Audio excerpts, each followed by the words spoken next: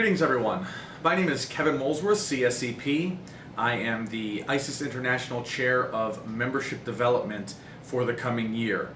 I am also the immediate past president of ISES Austin.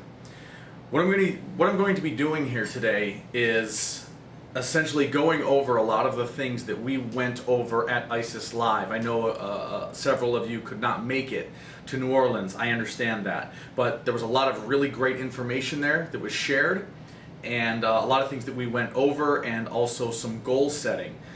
This year, from International, each chapter will have goals set for them, both in recruiting and retention. So we're going to go over those things.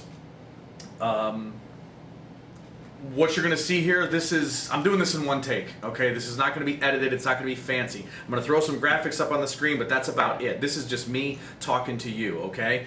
A few disclaimers, first of all. For those that don't know me, or don't know me yet, I have a tendency to be a little bit intense about these things. I'm rather passionate about our industry, and I'm extremely passionate about our association. I can't put into words what it's done for me. I'll try a little bit later, but I don't know that I can accurately do it. So I talk fast, I think even faster, so just stick with me. What I'm trying to do here is I want to get your buy-in. I'm going to explain a few things to you, and I believe that every single person watching this, every single VP all over the country, all over North America, over in EMEA, all over the world, I believe that we can accomplish great things. And that's why I was selected to take on this role. All right? So what I'm going to do is I'm going to jump in. First, I want to talk about something that's really been on my mind lately, and why I think it's so important that we grow our association, and why we retain the members that we've had for years. We are a completely unregulated industry. Okay? There are no barriers to entry, for the most part, to enter the special events industry. Now, I'm going to, again, I don't have everything memorized here. Like I said, I'm doing some of this just as it comes to me, but also no script here. So I have to read some things. Now, barriers to entry. That is, and I'm reading this. Barriers to entry are obstacles that make it difficult to enter a given market. Okay, this is a theory of competition in economics. The term refers to hindrances a firm faces in trying to enter that market or industry, such as government regulations, patents, the economies of scale, let's see what else here, education and licensing requirements. Okay? So if you want to be a doctor, you have to go to college for that. You have to be certified, board certified. You have to have a license to practice medicine. If you want to be a CPA, that's a real thing. You don't just say, well, I'm good with numbers. Okay? There are several jobs, careers, where you do have to have some sort of expertise, and it has to be shown, it has to be proven. Our industry doesn't have that. The only thing you need, really, to fool people into thinking that you belong in this industry is a website, some social media, and a business card. Okay? That's what we're up against. I can speak to people out there now. I'm sure that there's some of you out there, maybe you own a bakery, and you make desserts for events and cakes for weddings and things like that. And I'd be willing to bet that in the past year somewhere somebody contacted you and they asked you to give them a proposal, give them pricing, and then you follow up with them and you learn that they're going to just get it from somebody who does cakes out of their kitchen, their own personal kitchen at their home. And for a cake for 250 people, they're going to charge $300. That's hard to compete with. That's hard to compete with if people are buying just on price alone. I'm sure that there are DJs out there. I hear of this happening all the time. A professional DJ who's going to be working a 4 or 5 hour reception plus maybe a ceremony at a wedding. Or if they're spinning a corporate event and again working 4 or 5 hours, their job is to get everybody moving, get them on the dance floor. I know, at least here in Austin, what that costs to get a professional DJ. And I have a feeling I pretty much know what it costs around other major cities and even small cities around the world. And yet, more and more people are going on Craigslist and finding a DJ, some weekend warrior who Monday through Friday, 9 to 5, I don't know what he does, but on the weekends, oh yeah, he'll spin your wedding $300 cash for 6 hours. Okay? Or even worse, I don't need a DJ, I'm just gonna plug in my my smartphone and I'll just do a playlist. Okay? That's one of the things we're up against. Photographers, I think you guys have been hit the hardest. I know, again, personally here in Austin, the market is completely saturated with amateurs. That's the best, I'm sorry, this is the best way to put it. I understand everyone has to start somewhere, I get that, but it's a race to the bottom. The prices are absolutely dipping, and I know several really, really impressive professional photographers with 10, 15, 20 years in the business. The entire model has changed. The economics of their household have changed. In ISES Live in New Orleans, I actually heard a story of a photographer. We were just chatting it up, hadn't seen her in a long time, and I said, hey, how's things going? How's the business and all that? And she says, oh, well, I'm actually not even a photographer anymore. And I found that shocking. Well, why are you not a photographer? Why are you not doing it? You're really good at it. I've seen your work. Why are you not a photographer? And in a nutshell, the explanation was, yeah, I can't make money doing it anymore. You know, she didn't give me numbers, but based on, again, what I know in Austin and stories I've heard here, I knew several photographers who, not so many years ago, were easily making 6 figures. As a matter of fact, they were turning down business and saying, I'm only going to shoot so many weddings in a year because I'm doing good. I'm financially sound. I don't need to shoot 50, 60 weddings. I can do 20, 25, and I can clear easily 6 figures or better. Those same people have now been coming to me saying, I'll be lucky if I clear 40,000 this year. Now that's tough to raise a family on if you're married with a couple kids and you're a single family income. That's a game changer. But digital cameras have changed the game. All right? Florists, same deal. You know, everyone's got a mom who knows how to go over to some grocery store and buy a bunch of stuff in bulk, and they'll throw it in a vase, and there you go. You're a floral designer now. It's not reality. And of course, from my perspective, I own a planning, production, and design firm. Planners are getting destroyed. You know, especially in the social market. You know, a girl gets married, or even she attends a wedding, and the next thing you know, she's a wedding planner because she helped her friend do it. You know, that's what you're up against. Strength in numbers is important. That's why we need to be bigger. People are always talking about we need to educate the client. We need to educate the client. So when they come to me and they say, well, I have an event, it's 200 people, and I need full dinner for all of them, plus an open bar. Yeah, my budget is $5,000. $5,000 to feed 200 people with an open bar. That's just not reality. That's not reality. Well, who's going to educate them? We are. It's our job to educate them. We, as an industry, as an association, that is part of our job.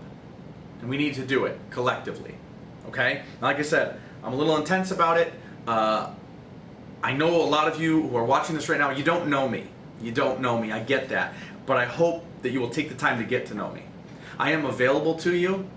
Ask anyone who does know me. I really don't sleep very much. You can call me, email me, text me, pretty much any time. If it's 3 in the morning on a Tuesday, I'm probably up. I'm actually recording this right now at 11:30 on a Thursday. So, and I still have plenty more work to do after this. So I'm available to you. You have a lot of resources, not just me. You have, of course, your Chapter VP of Membership Manual. Please take a look at that if you haven't already. You can download it from ISES.com in the community.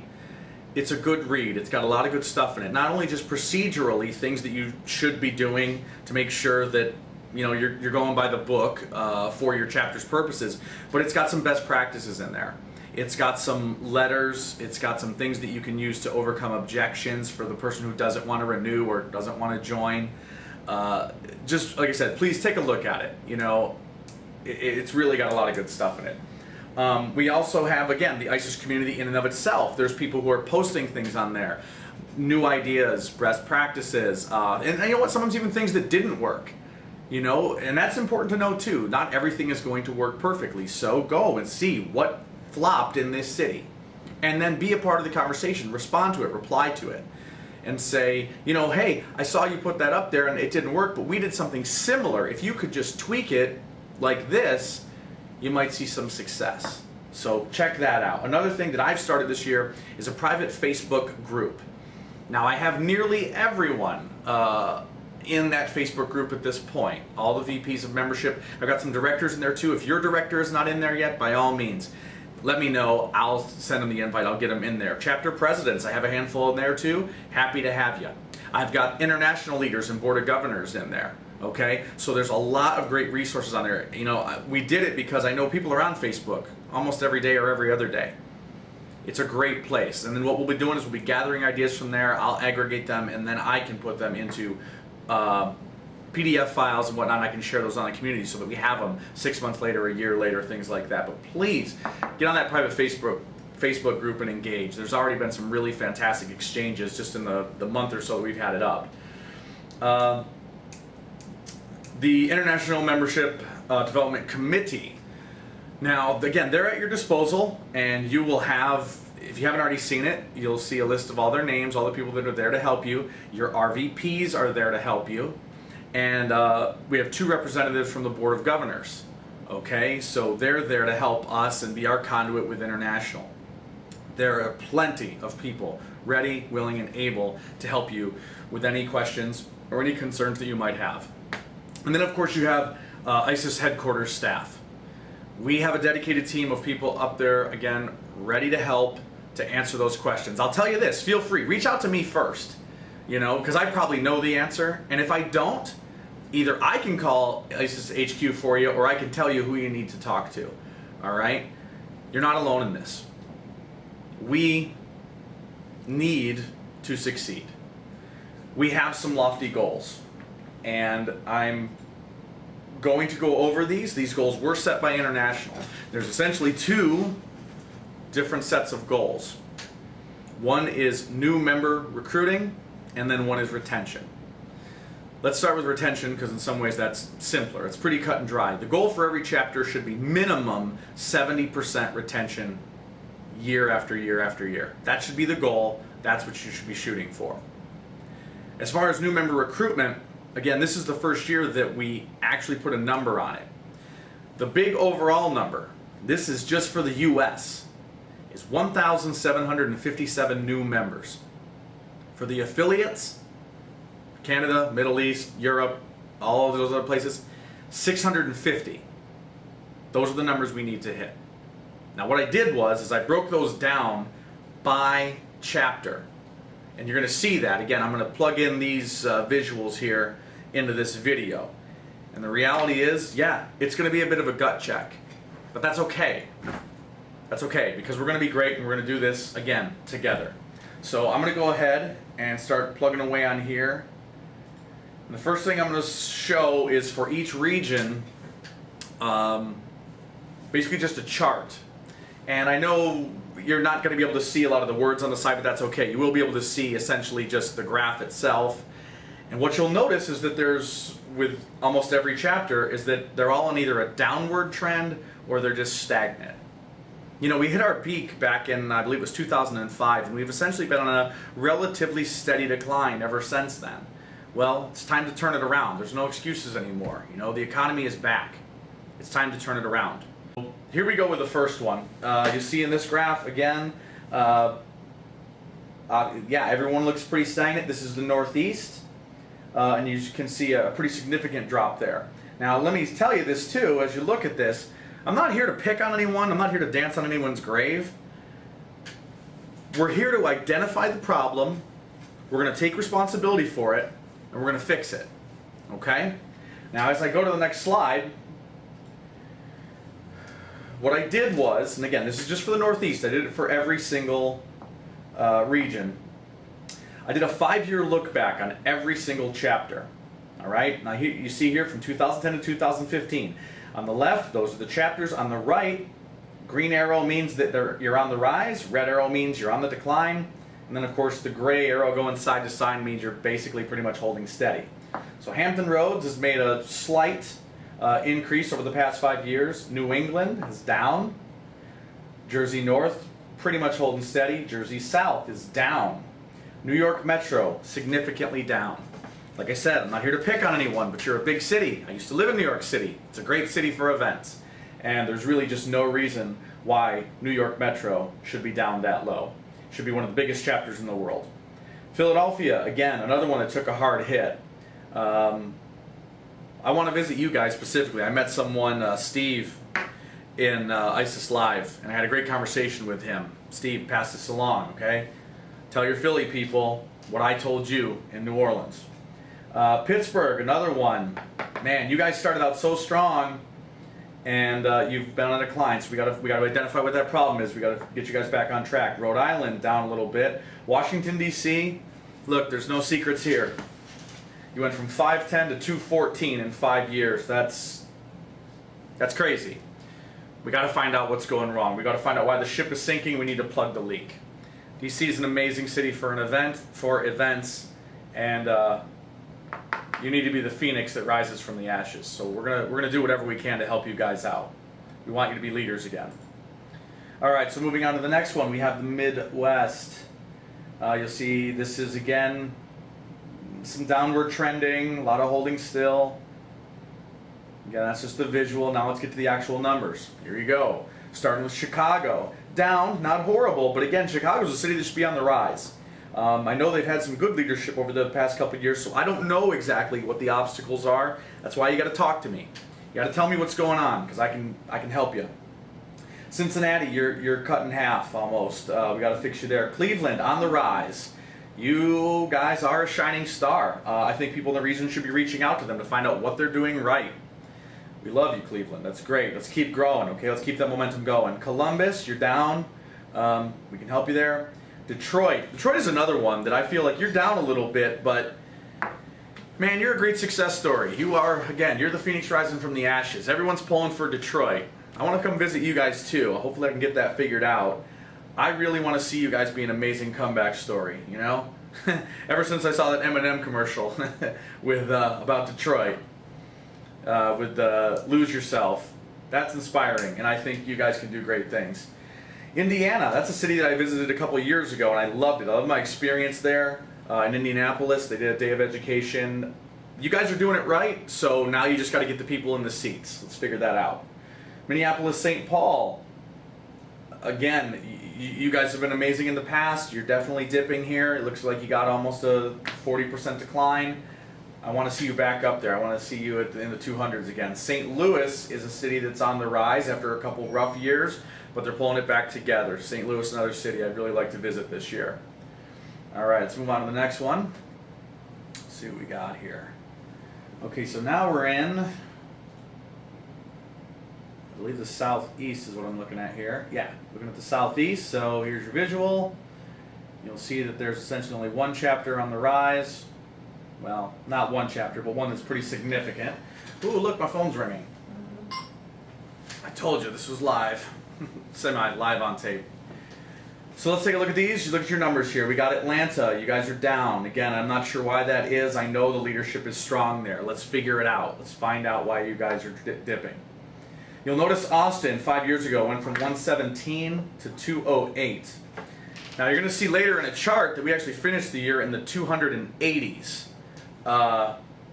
There's a reason I'm in this position, why I'm the chair of membership development this year. By no means did I do it alone. Austin put forth a 3-year plan to grow our membership, to improve our programs, to improve communication, everything, to get people involved, to form a real community of event professionals, and we have succeeded. When I took over as President-elect / VP of Education and Programs, we were the 6th largest chapter in the world, and I was bound and determined to make sure that we were the largest chapter in the world when I left office as president, and we did that. We succeeded. Charlotte, not too bad, but you were up to 103 not too long ago. I'd like to see you back up there. Coastal South Carolina, let's get you back on the move. Dallas, big city, 1.5 million people. You have a lot of fantastic high-end properties. There's great caterers there. There's great planners. We can definitely do better than 127. Houston, again, huge city, 2.2 million people, big city, lots of stuff going on there. I think we can do better. Actually, while I say this, I just thought of this, I probably should have said this before. These numbers that you see here, by the way, these are pulled every April. Now the reason that's done is because that if you pull them right after a membership drive, it's not really indicative of, I guess, reality would be the best way to put it. So these are April numbers. Again, you're going to see some charts in a moment that take you through the current numbers where your chapter ended prior to the new year. So we'll get to that too. All right, Nashville. Nashville is on the rise, and I want to see Nashville explode this year. Greater Triangle, you're holding steady. Let's see some growth there. New Orleans, on the rise. Everyone who went to ISES Live was impressed. So New Orleans, you got to get out there. You got to get after it. You're a huge destination city. Again, everyone's pulling for you guys too. There's no reason you shouldn't have 150 members, let alone 100. Orlando, you're on the decline. San Antonio is on the rise, and we love that. Really proud of them. Excited as a sister city in Texas. We're fantastically excited with their growth. South Florida Caribbean, again, on the decline. So let's go to the next one here. And we have the West. All right. Arizona, 82 in 2010, down to 33. This is one, again, this is a city I want to visit. I want to come out and talk to you guys, because I know for a fact Arizona is a city of about 5 million people, and I have a feeling there's way more than 33 people in the events industry. You're a destination city. You have a professional sports team there. You've got tons and tons of hotels. There's no reason why you guys shouldn't be at 100 or 150 more by the end of this year or next, certainly. Denver, on the decline. I want to get you guys back up there. Las Vegas is on the rise, and I think they're doing a great job. Again, strong leadership, but also, it's Vegas. You can do better than 110. Los Angeles, I've been talking to some people out there. I know some of the issues you're contending with. We're going to help you fix those. You guys are going to be strong again. Napa, Sonoma, I'm kind of familiar with your issues. We're going to make you strong again. Northern California has been on the rise. That was actually the chapter that I had been chasing essentially for 2 years. Competition's a good thing, and I wanted to be #1, so I knew I had to beat Northern California and Europe and New York City and DC. So I watched them. They're still on the rise. They're doing great. Orange County, let's get you up there. 21 people. Again, I understand that traffic and distance can be a problem, but we got to get you guys up there, okay? Portland. I know Portland. I have family that lives in Portland. It's an absolutely amazing city. There is no reason that Portland should be sitting at 32 people. Just no reason for that. San Diego, again, a massive city. You've got professional sports teams. You know, you're a tourist destination. We got to get you better. Seattle, everybody knows, everybody loves Seattle. You guys should be at 200 easy. Ventura, Santa Barbara, you're at 29. I know some of the California chapters, like I said, I know some of the problems you're facing. We're going to help you with that. So, the affiliates, I'm not going to lie to you, the numbers that I had for the charts and everything, they're a little bit wonky. I can say this though, essentially all of the affiliate chapters are for the most part on the rise. Canada has been doing some really impressive stuff, and as a region, you guys are doing great. Now, we're going to take a good look at Edmonton. I want to see Edmonton stronger. I believe when I checked, you guys are a city of over 2 million. You're a large city, big wedding industry there, so let's see what we can do. You know, Middle East is exploding, absolutely blowing up. We have chapters in Nigeria, Hong Kong. You know, we expect great things from them too. We got Turkey now, so the affiliates, you guys, in some ways you're a different animal, but you are exploding, and we want to keep that going. So like I said, here we are. This is the number, 1,757. That's the target for the U.S. chapters. 650 is the target for the affiliates. Now, again, continuing with the gut check here. Don't think like those numbers that we just looked at. I'm not lecturing, you know. Again, I'm not blaming. I'm not dancing on anyone's grave. I just want all of us to be strong, because when your chapters are strong, my chapter is stronger. we're an army here, and you want the biggest army and you want the best players on your team. So I can help everybody. Now we go into the actual goals. Now this is where you're going to see some different numbers, but let's just go ahead and I'll just start with the first one. Looking at the Northeast, okay? Here's where I said you have those different numbers. So April, as of April this year, Connecticut had 22 people. At year's end, they had 30. When the time came for renewal, only 9 people renewed. Renewal rate of 44%. Now your growth goal, this is the numbers. This is how I took that 1,757 and I broke it out by chapter. Now I'll tell you this, I did not assign any single chapter more than 50 new members. Now a lot of them, yes, I expect 50 new members, but nobody got assigned more than that, all right? So Connecticut, what I'm saying to you here is, you ended the year with 30, I want those 30 back, plus 25 more. I grew up in the Northeast. I grew up in upstate New York, and then I learned this craft living in New York City. I've been to Connecticut a bunch of times. Again, a total of 55 members is totally doable. Hampton Roads, 78, ended the year at 85, 45 renewed, 76% renewal. I want you to grow 35 new members in addition to the 85 that you ended the year with. New England is a chapter that is on the rise, okay, as far as momentum is concerned. So let's get that momentum going, okay? 50 new people on top of the 180. You guys can do it. I met a lot of people from New England at ISES Live, and you seem to have the right spirit. So let's go get after it. Jersey North, end of the year 87. Renewal rate 57. I want you to get 35. Jersey South, you finish with 36. Definitely you can get 25 more. New York, you finish with 186. 50 should be easily doable.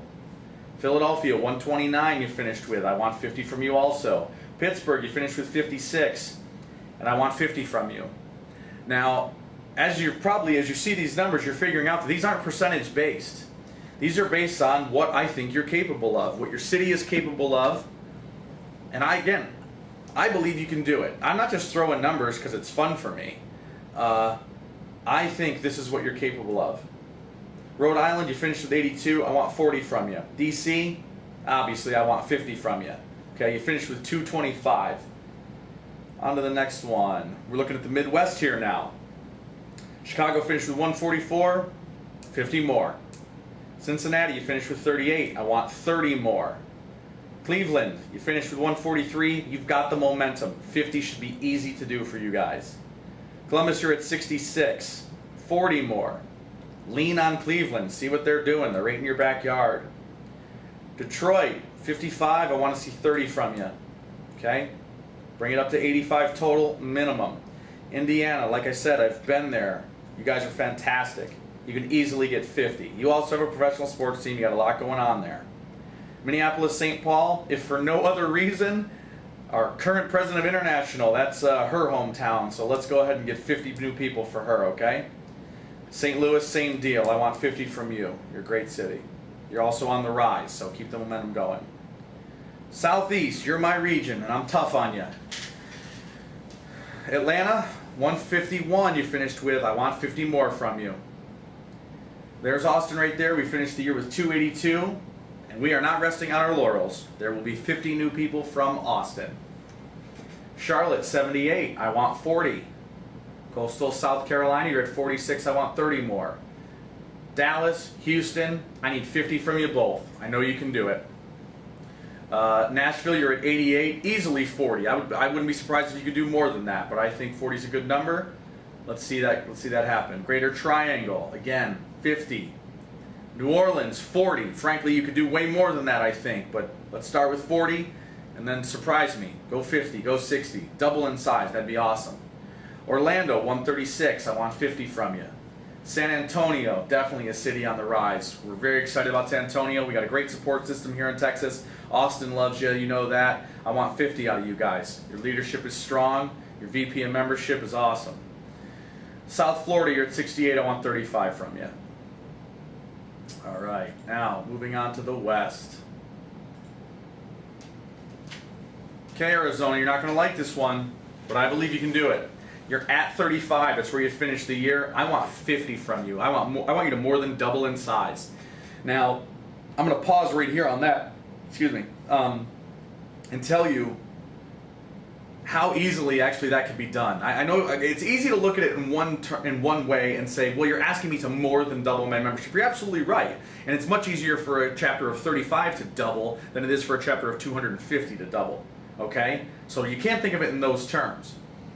If you have even a full board, let's say you have a full board, 13 people, and all of those people on the board agree to make the commitment to really reach out and try to recruit 5 new people, and let's say they all land 3. 13 times 3 is 39. That leaves 11 more people you have to get to 50. Now again, I know that assumes that you have a full board of 15 people, strong committees, okay? But yeah, so maybe a few people have to really, take the workload and sling it over their shoulder and climb up the hill with it. There's going to need to be some of those people who are going to be true leaders. Leaders lead from the front, okay? I believe you can do it, Arizona. Denver, I want 50 from you. Las Vegas, I want 50 from you. Patrick, the president over there in Vegas, I know you can do it. You're extremely charismatic. Plus you got the support of your past president, John. You guys can do this. Los Angeles, 50.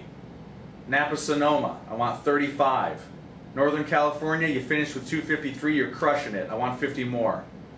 Orange County, you're at 22. I want 50 from you. You can be bigger. Portland, I actually went easy on you. I don't know why. You're at 35. I want 35 more. I easily could have said 50 for you guys too. San Diego, you're at 69. I want 50. You're a massive, massive city. Seattle, 107. I want 50 from you. Seattle, frankly, you're just too cool of a city not to be able to get another 50 people. Ventura, Santa Barbara, you're at 32. I want 30 more. The chapters, the affiliate chapters, the numbers they're different. Again, we've had the way we're tabulating our numbers, and there's been some changes, things like that. I don't have specific numbers for you guys. I can just tell you that we expect 650. Actually, I gotta say, maybe I lied a little bit when I said before when I didn't assign more than 50 new recruits for any one chapter. Well, I'm probably lying when it comes to you guys, Canada, because I do think that several of those chapters can do more than that. I think the Middle East is ready to just go crazy. Canada's doing an amazing job, like I said.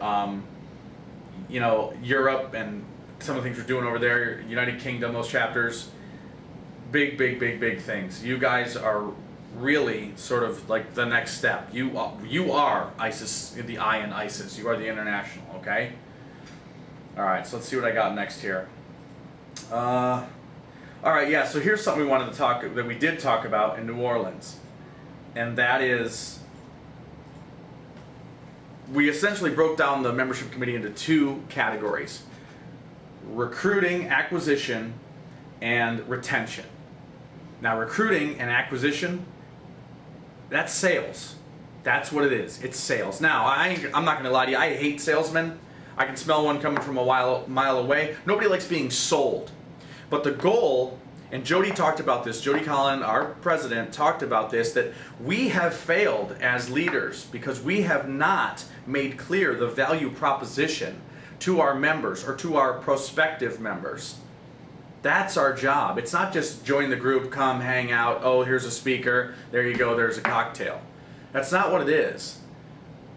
Let me remind you, we are a 501c6, not a 501c3. That means we are an educational business organization. Networking, there's no question, is certainly a part of it, but we are here to educate our industry and improve our industry. And you will find that if you improve the educational offering, that more people will come. That drives membership. It all works together, all right? But it's sales, all right? We will talk about, again, you get on that Facebook page, people are going to have good ideas, best practices, how to overcome objections. Call me if you're getting objections. I've probably heard them all. I'll help you get through them. But we need to be proactive. Member retention, that's customer service. You have to take care of your existing members. That's no different than any other client, okay? You don't just sign the contract and say goodbye. You have to take care of them for the next 9 months to a year or however long it is that relationship's going to last. It's been easily said, in business, I don't know the exact statistics, but it's much easier to maintain an existing client than it is to go out and find a new one. Well, that's our job, and that's one of the things that we're forgetting, is we're just signing these people up. We got warm bodies, but then we don't take care of them. You need every single person, not just your new members. New members should absolutely feel like VIPs. Take care of them. Introduce them to people at your meetings and your networking happy hours and stuff like that. Have a membership ambassador committee, so that's their job. And the same with existing members. Make them feel welcome too. If they've been in the organization 5 years, 10 years, they are VIPs. They have knowledge, they have experience. Ask them questions. All right, so that's the way we are going to think about it. Acquisition and recruiting is sales, and member retention is customer service. Now, we went over in New Orleans some best practices. We went over overcoming some obstacles. And I'm not going to spend a lot of time on that now, just to make this video somewhat concise. But the information is out there. Now, I will put up one thing. This next slide here, which says every sale has 5 basic obstacles. No need, no money, no hurry, no desire, no trust. You should have an answer for any one of those. Someone who tells me they have no need, I say they're wrong. You do need to be a member of this association. You need to be a part of our group. I'm going to get into some of those reasons why in the next in some of the following slides. No money, that one cracks me up. When someone says they can't afford to join ISIS, it's real easy to say the cliche, well, you can't afford not to. But let me be real with you for a second. If you're in business and you tell me you can't afford $449 plus a $50 admin fee, what have you, $500, you can't afford that for the potential of not only enhancing your education and increasing your resources and your network. I weep for your business, to be honest with you. I do agree. You can't afford to not be a member of ISIS, just like you have to have a website. You have to have a cell phone. You have to be present on social media. You have to do those things. You can't just stop paying your cell phone bill every month. I don't know what your cell phone bill is every month, but mine hovers around $119 a month. So that means I'm paying almost $1,300 a year, right? I'm not good at math, but it's like around $1,300. My ISIS membership is less than that, and I bet you I get more direct referrals from ISIS than I do from my cell phone. You got to have a website. I paid for that. I'm revamping my website. I'm paying a heck of a lot of money for that. And I have to pay to have it on a server. You got to have it. Well, I'm sorry. You got to be a part of ISIS. No hurry. Well, I don't know what you're waiting for. I mean, while you're home sitting on your couch, your competitors are out there winning business and getting stronger. If you're not a part of it, there's no hurry. That's just a slow road to failure. All right? No desire. That one I think might be in some ways the hardest to overcome. You know, I say often you can lead a horse to water, but I can't make them drink. I try, believe me, I try to get people to drink. But I think if we do set out the value proposition, if you can get some people to come as VIPs to your happy hours, maybe you let them go to a meeting for free. Let them see what those opportunities are and the things that are right there within their fingertips, and make them feel welcome, make them feel special. I think the desire will grow. I think they'll want to be there. And no trust. This is where it goes back to the whole, sales thing. Don't sell membership in ISIS. Tell your story. I think anyone who has served on a board at the chapter level, or certainly the international level, I think everyone has what I call an ISIS story. I have one. I'll share it with anyone who asks. Jody Collin has a great one. That's probably why she's president. Because a long time ago, she walked into a room of hundreds of strangers, and one person walked over to talk to her. And talk to her they did, all night, and made her feel welcome. And here she is, I think she said 13 years later. She never looked back, and now she's running the entire organization. And that's because someone approached her, and they built a relationship, and that relationship was founded on trust. So build those relationships. Now, my next slide is just a silly little picture of Austin.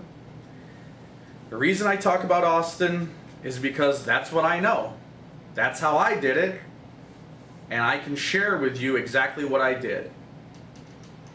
For people who say that they can't recruit, in one of the regional breakouts, I walked into the room and I said, I explained what we were trying to accomplish this year. And it wasn't just VPs of membership, it was leaders of all different positions, of all different board positions. And I asked them, I said, if you had to do it, how many people in this room could recruit 3 people this year? And about 70% of the people in the room raised their hands. I'll be honest, I was disappointed that it wasn't 100%. That tells me that I haven't even explained the value proposition to those leaders. That's my fault. That's all of the international leaders' fault. We take responsibility for that. Because if we can't get our leaders to buy in and they don't understand the value proposition, then yeah, we have failed. And it's going to be impossible for those people to then pass on a value proposition if they haven't already bought in. So then I asked the next question, how many people could recruit 5 people this year? I'd say a little less than 50% of the people raised their hand in the room. I'll be honest, again, I was disappointed in that. I really wanted to see 100%. And then I asked my final question, how many people in this room could recruit 10 members? Personally, you could recruit 10 members if you had to do it. I think I saw maybe 5, 7 hands go up out of a, 100 people. That was disappointing. Now,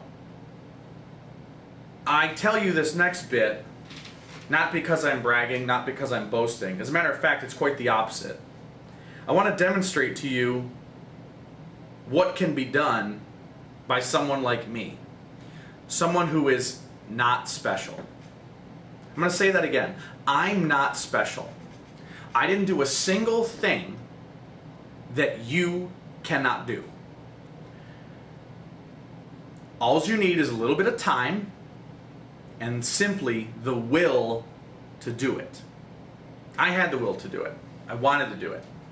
And I'll tell you part of the reason that I wanted to do it. Now, I was president, mind you, of ISES Austin last year. It's really not my job as president to be recruiting people. I should be doing a lot more high-level things, managing the chapter, delegating like crazy.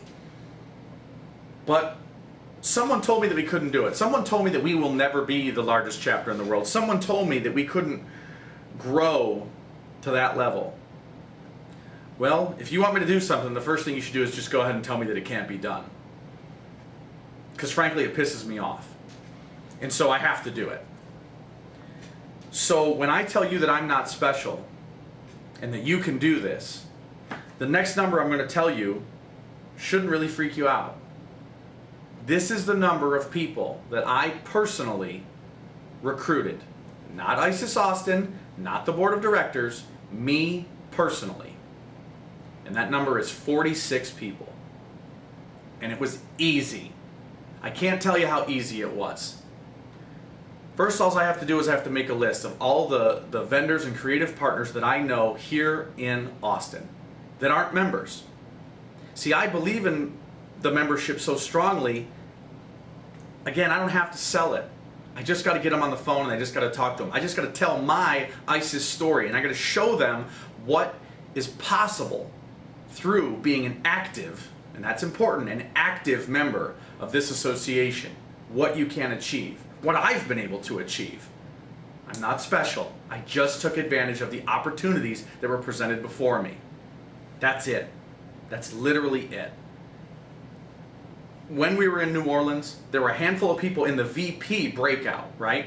When I gave this whole presentation, I'm going to tell you, I know right now, everyone who's watching this video who didn't see me in New Orleans, you are ready to turn it off. You've probably been ready to turn it off 10, 15 minutes ago.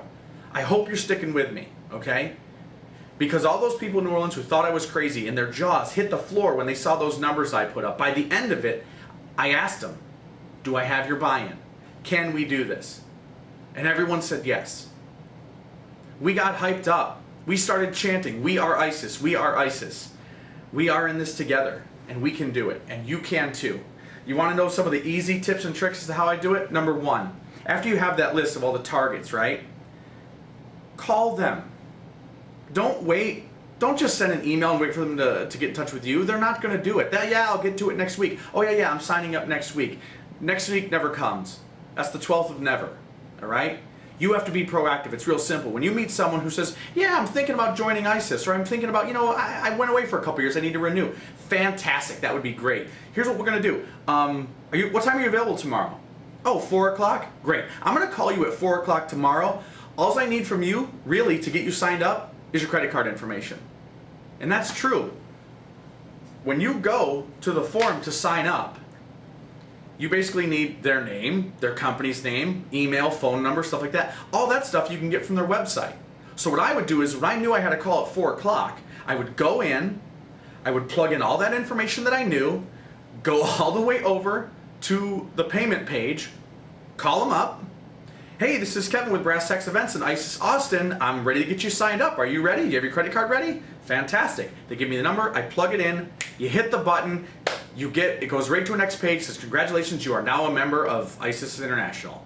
Done. It sends them an email automatically, tells them here you go, change your password and your login. They're in. It's as simple as that. That's how I signed up most of the people.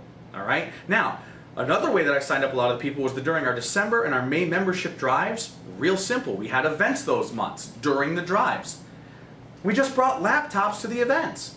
Everyone has to check in at the door. Hi, here you are. Fantastic. We're so glad you're here. Hey, what's the current status of your membership? Do you need to renew? Let's get you going. Oh my gosh, you're a new person. Well, let's get you in. I know it's December, so now's a good time to just dip your toe in the water. It's cut in half, the cost. Let's see. Let's give this a try, and let's go ahead and get you signed up. I can't say for sure, but I think about 20 of the people of this 46 that I signed up, I actually signed up at our May membership drive. It's just that easy. You guys can do this. Start with a list and start with your board of directors. Every single person on your board of directors, there's no reason that they shouldn't be able to recruit 5 people themselves, if not more. And again, even if you have a board of only 5 people, well, there's 25 right there. So if I told you need 50, you're halfway on your way. Membership people, I expect you to kick into an extra gear on that. I expect your committees to kick in extra gear. But also too, I'll tell you, this is the year of membership. There's no question about it. Every single person on the board, every single person in committee, everyone has the same job. In addition to your jobs with comm or programs or special projects or whatever, you all have another job. It's membership this year. Everyone is a membership ambassador this year, okay? Let's go to my next one. Let's see what I got here. Oh, okay. So here's a stupid little cartoon.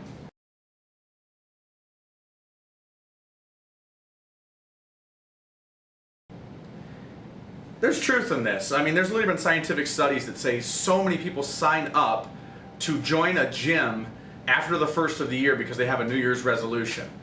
And then I read a statistic that said, I think it said 68% stop going by the 3rd week in February.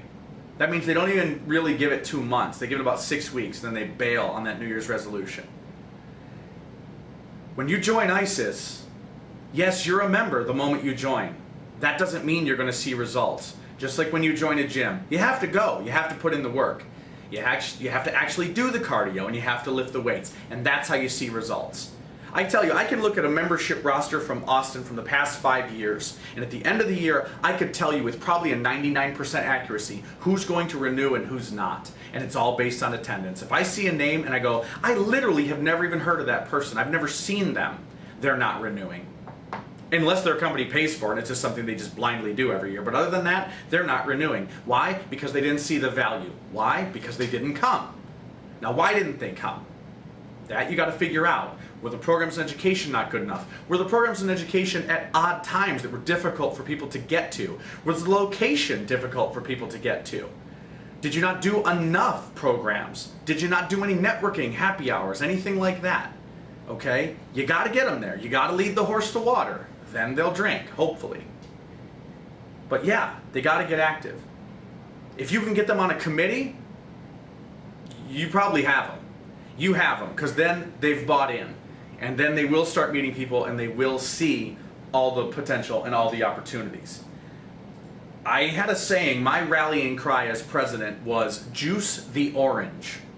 And what I mean by that is, if you're sitting there in a chair and I hand you an orange, and you just hold it, you're going to have an orange. An hour later, a day later, a month later, a year later. It's just an orange.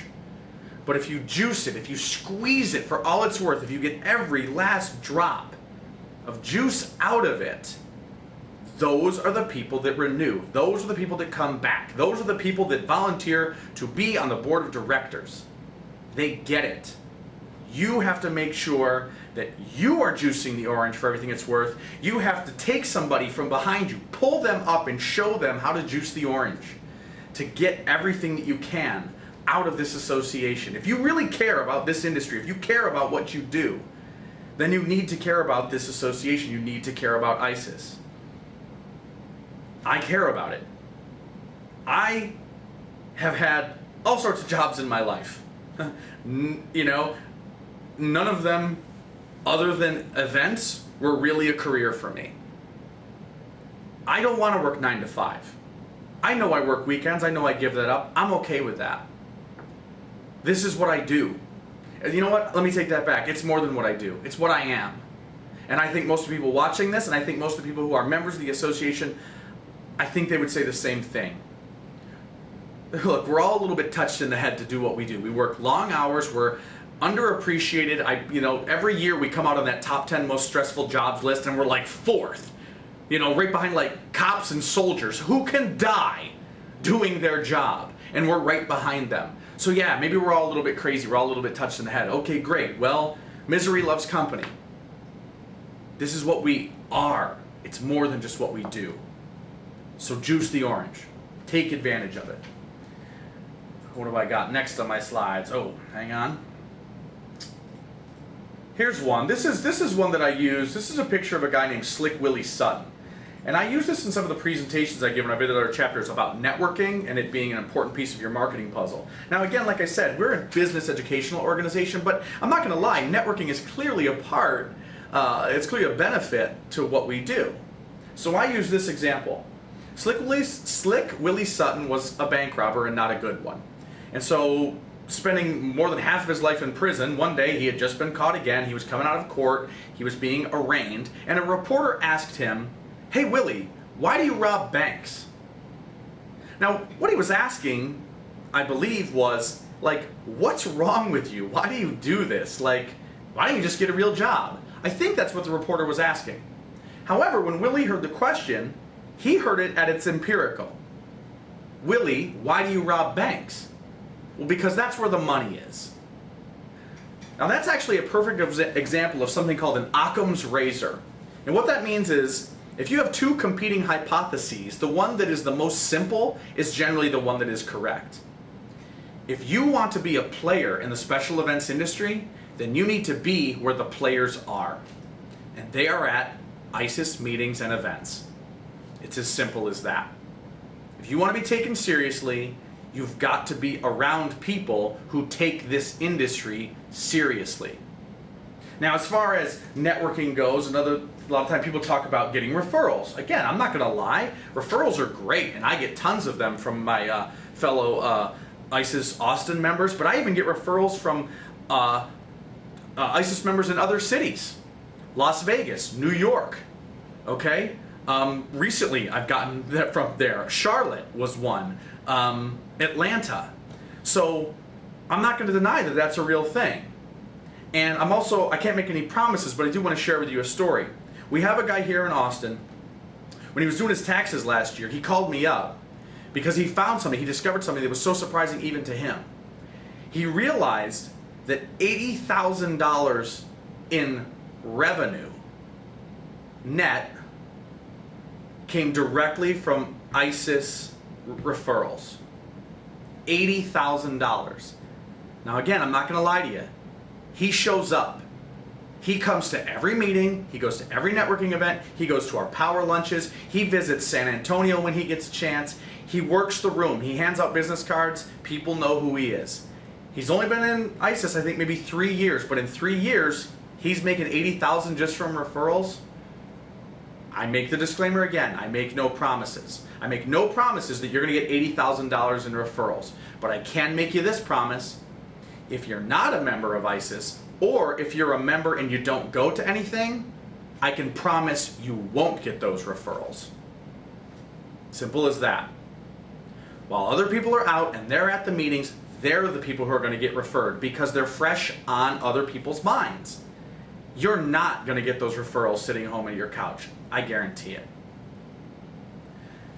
I've also told people this when they join. This was talked about also on stage during one of the leadership meetings by Dana, one of our board of governors. I had told her this story and she shared it with the entire group. And it went something like this. This is something I actually say to people. People who I believe would benefit from being at ISES, but they're on the fence. I say, I promise you this, I'll make a deal with you. Here in Austin, we do 10 educational meetings a year. We also do 10 networking events a year. And then additionally, we do about 20 to 24 power lunches a year. You make me this promise.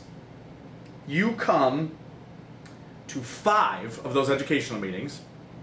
You come to 5 of the networking meetings. And even if you don't come to any power lunches, I make you this guarantee. If you don't get at least one referral to cover the cost of the $499, I will personally write you a check from my own bank account for that amount.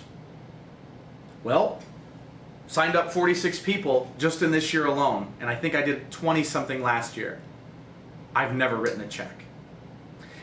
And in a way, I admit it's a self-fulfilling prophecy. I never will write a check, because if those people come to 5 education and 5 networking, as soon as they walk in the door, because I'm at every one too, I'm introducing them to other people. I don't let them just sit there.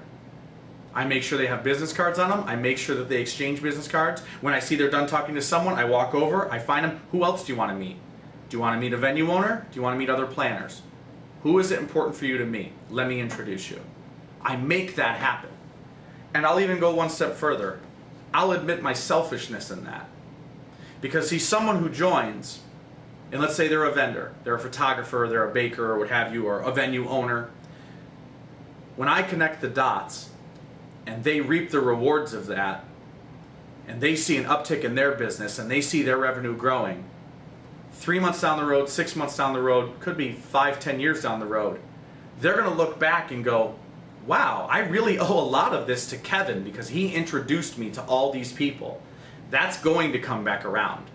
Because when the time comes, when that client walks into the venue and they book the venue and they say, yeah, well, we don't have a planner yet, that venue owner is going to say, you need to talk to Kevin. When the bride has her venue and her caterer and she goes to hire her photographer and she realizes she's in over her head and she needs a wedding planner, that photographer's going to say, you need to talk to Kevin. I admit it. I'm not saying it's wholly a selfish agenda that pushes me, but I'm not going to deny that that's a very happy byproduct of it. That's why you should be connecting the dots too. It will work in your favor. So now I have another thing. Now this picture, everyone probably knows who this is. This is Ernest Hemingway. And when you hear the phrase, "for whom the bell tolls," you think of one of his books. Well, he stole that. He stole that phrase from this man, John Donne. John Donne is the man who coined the phrase, "no man is an island."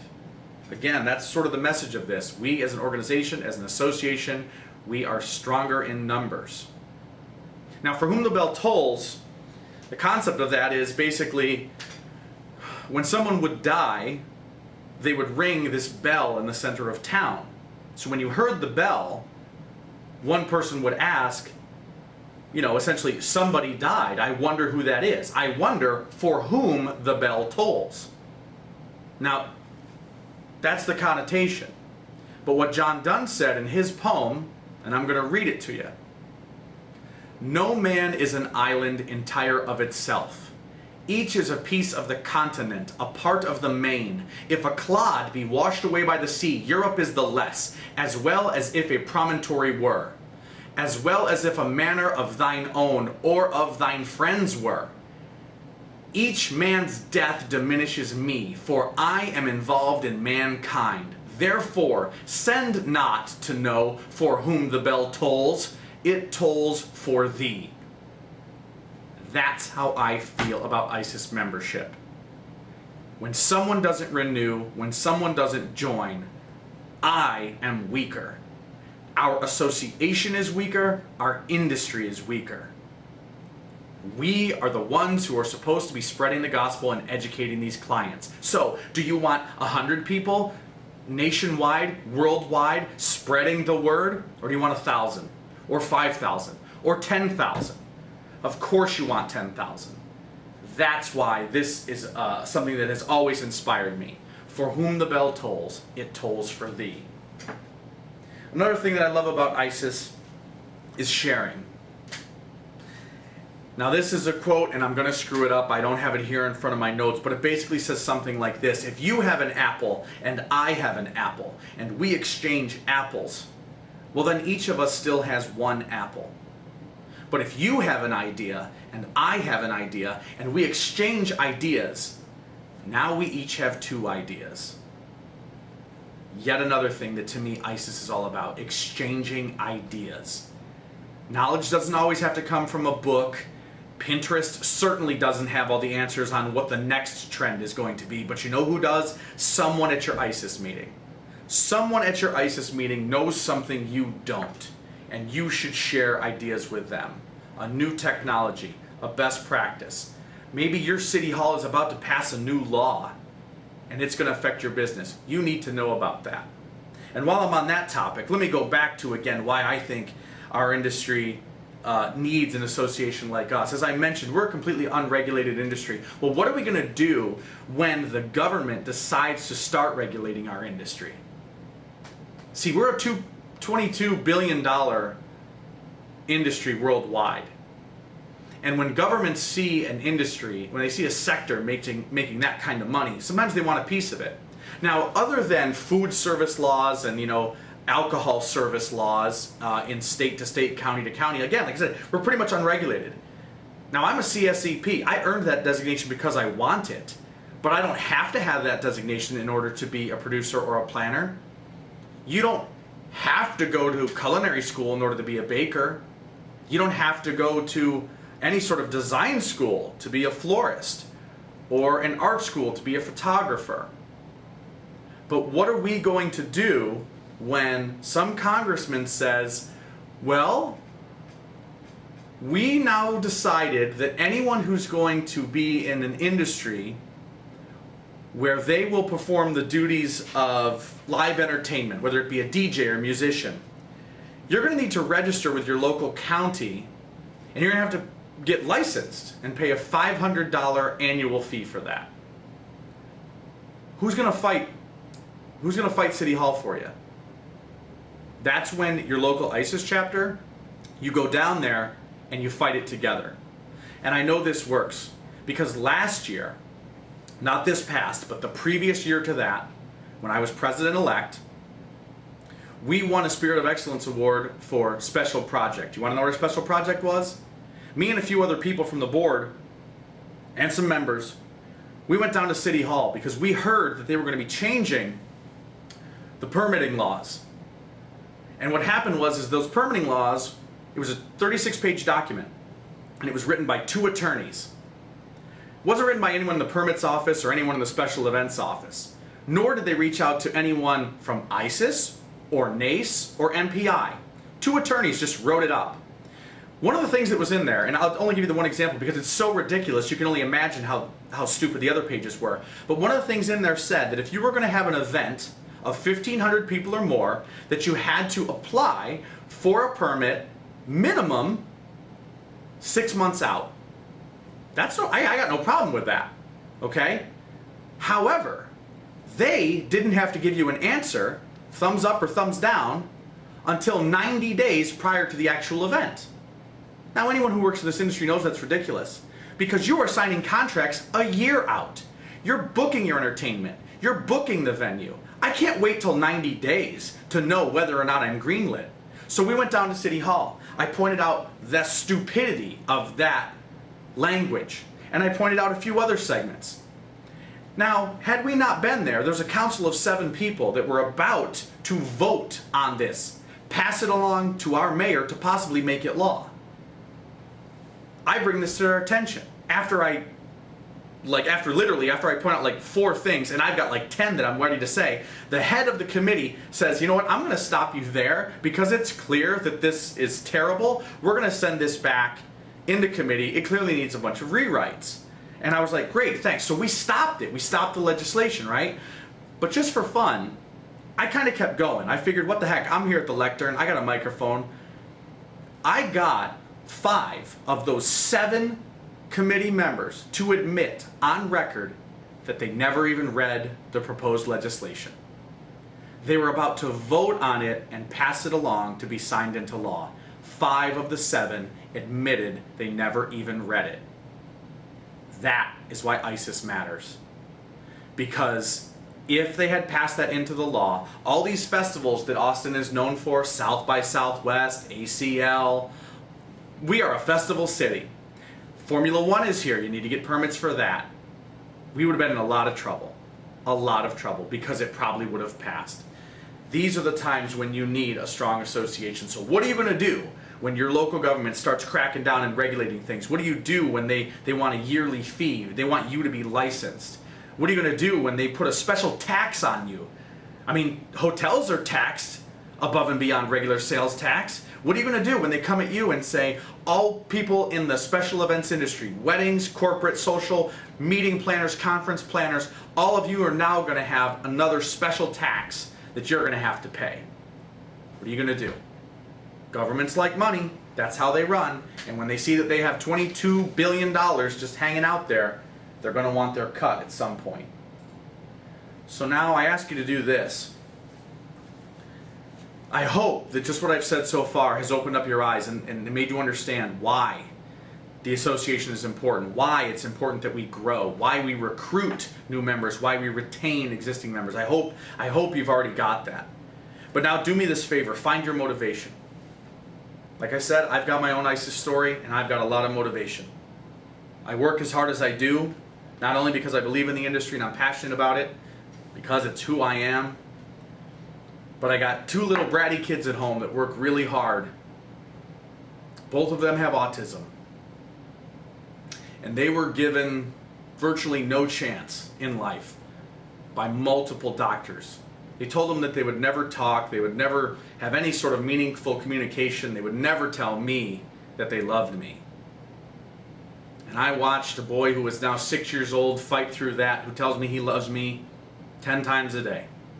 And he hugs me, and he knows his colors and his numbers and animals, and he knows his favorite foods, he knows where we keep him in the house, he knows where to get them. He even helps me make cookies for him. My daughter followed suit. She talks. She tells me she loves me. Those kids work really hard.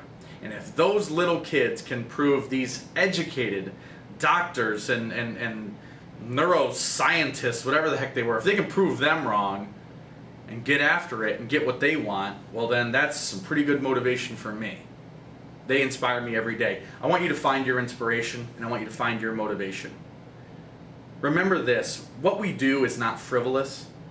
We change people's lives. We affect people's lives. Now that's real easy to say when you look at a social event, weddings, bar bat mitzvah, anniversary parties, birthday parties. If you deliver an amazing event, people will remember that for years, but don't forget the corporate side either. Maybe it's a holiday party just to boost the morale of all the employees come every December. Maybe it's a product launch, and if you do that product launch right, the stock soars, goes through the roof, and everyone who works there gets a bonus. We affect people's lives. What we do matters. Don't forget that. So find your motivation and remember that. This next slide I'm including kind of for fun, but also just so you understand a little bit about me. This made the news lately. Pittsburgh Steelers linebacker James Harrison made a big stink about the fact that his sons came home with 2 trophies for participation, and he sent them back. And he said he's going to teach his children that things are earned. You don't get a trophy just for showing up and doing your best, because sometimes your best isn't enough. Your best isn't as good as the other guy or other girl who did better. That's tough love to me. I mean, a lot of people came down on him, but you know what? That's the way I am. I'm not going to blow a bunch of rainbows at you. I'm not going to tell you that it's easy. I'm not going to tell you that it's just going to happen, that you're going to get 50 new members. But if you buy in the way that I've bought in, and if you're willing to put in a little bit of time, hey, I treat ISIS like my second job. I know not everyone can do that, but maybe you can treat it like a second part-time job, because it really does affect you, your industry. I'm going to give you tough love. I expect great things from every single chapter, from every VP of membership, from every director of membership, and all membership committees, and frankly, all leaders. I expect great things. If I can do it, you can do it. I'm not special. I need everyone to be rock stars. Be like Freddie Mercury. Be David Lee Roth. Get out there and do it. And if you want to be really crazy, be like me and be an animal. Everything I do, I have to go at it 100%. I don't know any other way. I fail all the time, and I fail big. And that's okay. I fail big, I acknowledge it, I learn from it, and then I get better. If you're on the ISES private Facebook group, you're going to see that I put motivational things up there. There's a reason I do that, because we all need it sometimes. And there's this great one. I can't remember if I posted it or not, but I'll repost it. It's all about Michael Jordan. And I'm going to screw it up, but basically he has this quote about how he's been entrusted to take the final shot 26 times, and I'm screwing that up, X number of times, and 26 times he's failed. He's gone to the free throw line, and he's missed this many free throws, and he gives it all these statistics about all the times that he's failed. And he says at the end of it something like, I have failed hundreds of times in my career, and that's why I succeed. And I agree with that. I think some of the smartest people I've ever known are people that have failed a lot and failed big. And they've chosen to pick themselves up, dust themselves off, and learn from it. And that's what we're going to do. So the chapters that are on the decline, that's what you're going to do. You're going to pick yourself up, you're going to dust yourself off, and you're going to get better. Because you can be better. You can be great. You can be great. Take a look at ISIS Austin's numbers. 5 years ago, 117. Last April, 282. That's more than double in 5 years. It can be done. All right? So, I will put up on the screen also all of my contact information. My email, obviously. I will put my cell phone up there. You can reach me there anytime you want. Get in that Facebook group. I'm on Facebook every day. It's a necessary evil. I wish I didn't have to be on Facebook, but I am. Okay? You can reach me there. You can reach me. We can do this together. All right? So let's do it. Let's get started. Let's not wait. We are ISIS. Thank you.